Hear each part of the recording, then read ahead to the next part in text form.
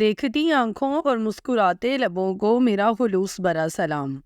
جب حضرت موسیٰ علیہ السلام مدین میں 10 سال گزارنے کے بعد واپس آ رہے تھے تو اللہ تعالیٰ نے کوہ طور پر آپ علیہ السلام کو نبوت عطا کی اور حکم دیا کہ بنی اسرائیل کو فرعون کی غلامی سے نجات دلاؤ۔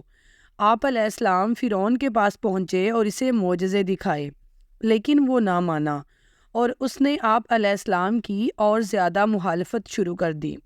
ایک لمبے عرصے کی جدوجہد کے بعد آپ علیہ السلام بنی اسرائیل کو مصر سے لے کر نکلنے میں کامیاب ہو گئے۔ راستے میں سمندر تھا۔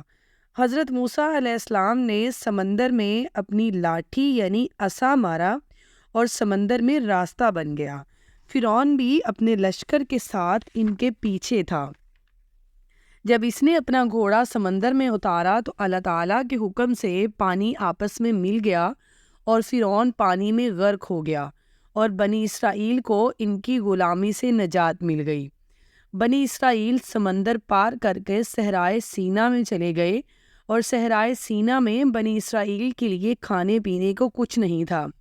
اللہ تعالیٰ نے حضرت موسیٰ علیہ السلام کی دعا سے ان کو بے شمار نعمتوں سے نوازا۔ گرمی سے محفوظ رکھنے کے لیے ان پر بادل سایہ کیے رہتے تھے، کھانے کے لیے من و سلوہ اتارا اور پینے کے لیے 12 چشمے جاری کر دیے۔ اللہ اکبر! یہ سب اللہ تعالیٰ کے انعامات تھے۔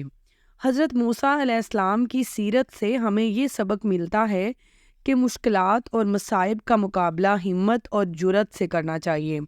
جب بندہ مشکلات میں استقامت کا مظاہرہ کرتا ہے اور اللہ تعالیٰ پر توکل کرتا ہے اور اپنے دین پر ثابت قدم رہتا ہے تو اللہ تعالیٰ اس کی مدد فرماتا ہے۔